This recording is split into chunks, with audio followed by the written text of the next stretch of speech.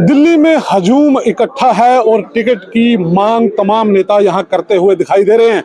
गुलाचिका से चरणदास पवार हमारे साथ पहुंचे हैं दिल्ली। और पवार साहब, कैसी दावेदारी है आपकी और लगातार आप हल्के में काम कर रहे थे, यहां आने के पीछे क्या रीजन मानते हैं और क्या कितनी मजबूत आपकी दावेदारी है?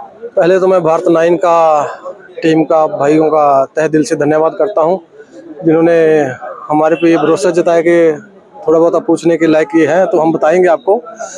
मैं प्रधान जी ये बात कहना चाहूँगा कि पिछले 5 साल से लगातार मेरे यहाँ दिल्ली राउंड चल रहे हैं। हुड्डा साहब के दरबार में, राहुल जी के दरबार में आ रहे हैं, जा रहे हैं, मिल रहे हैं, बातें चीतें हो रही हैं। क्योंकि जो हमारी राजनीति चल रही है, हमारे हल्का की राजनीति एक ऐसी है कि बाजीगर बरादरी की हल्का में हमारी एक सीट है और वो हमारा हक है। वो हक हमारा हम जिताते हैं और हमें लगातार 8 टिकटें चौधरी दिल्लूराम बाजीगर को मिल भी चुकी हैं, जिसमें आपको पता ही है, हल्का को भी पता है कि जिसमें से 8 टिकटों में से दिल्लूराम बाजीगर जी हमारे 2 बार जीत पाए हैं और पिछले 3 प्लान लगातार हार चुके हैं और एज इफेक्ट भी 84 साल हो चुका है। तो उनकी वजह से जैसे पार्टी के रूल और रेजुलेशन है तो उनको अगर फॉलो किया जाए तो उस हिसाब से चौधरी दिल्लूराम जी की टिकट कटने के चांस है और डॉक्टर चरणदास पवार को टिकट मिलने के आसार हैं। और यदि डॉक्टर चरणदास पवार को टिकट मिलती है तो वहाँ पे जीत निश्चित है। विजन क्या है, क्यों जीत निश्चित है? निश्चित है कि इस चीज़ के कि मैं एज ए डॉक्टर भी हूँ, 30 साल से डॉक्टरी कर रहा हूँ, लोगों में सहचार बढ़ा हुआ है। एज ए मैं सच कहूँ से रिपोर्टर हूँ, उसमें भी लोगों के साथ आना जाना मिलजुल है। एज ए मैं भी खुद चीफ एडिटर हूँ, चीका टुडे न्यूज़पेपर में अपना चलाता हूँ, लोगों में बहुत अच्छा आना जाना मेलजोल मिलाप है। और समाज सेवी भी हूँ, मैंने और भी कई लोग ऐसे काम किए समाज सेवा के कि जो लोग मेरे को जानते हैं, क्योंकि डॉक्टर चरणदास पवार एक ऐसा चेहरा है कि किसी को बताने का जरूरत नहीं पड़ती कि ये कौन आदमी है। आप तो बहुत अच्छे हो, मान लो आपका चेहरा अच्छा है, लेकिन हल्के के लिए क्या आपका विजन है?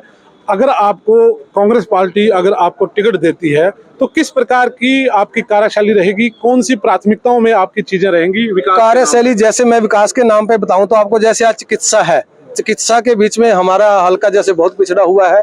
शिक्षा है, शिक्षा के उसमें बहुत पिछड़ा हुआ है।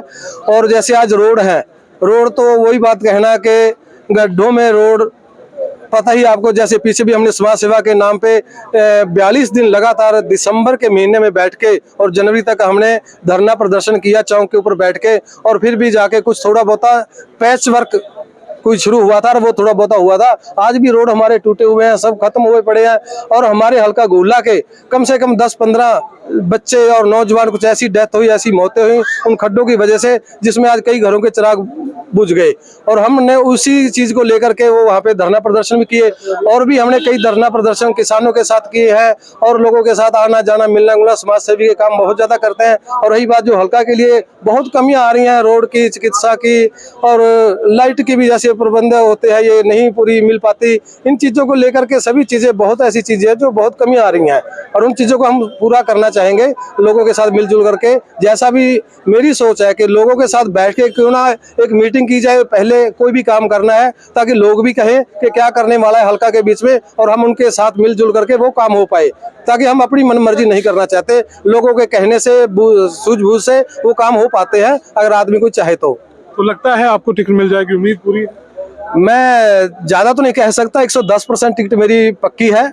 और मालिक ने चाहा, हुड्डा साहब की छत्र छाया में और हमारे दीपेंद्र हुड्डा जी की छत्र छाया में, राहुल जी की और पार्टी की उनकी छत्र छाया से हम आज फाइनल होती है हमारी हल्का की लिस्ट या कल को होती है तो हम यहाँ से हुड्डा साहब के आशीर्वाद लेके हम अपने टिकट लेके एरिया में जाएंगे और जीत का परचम लहराएंगे जाके। शुक्रिया आपका। ये थे चरणदास पवार जो दावा कर रहे हैं कि उनकी टिकट लगभग पक्की है। अगर टिकट मिलती है तो हल्का गुला का विकास अग्रणी पंक्ति में रह के वो करेंगे। बन रहा मेरे साथ किसी और शख्सियत से आपकी बात करूँ।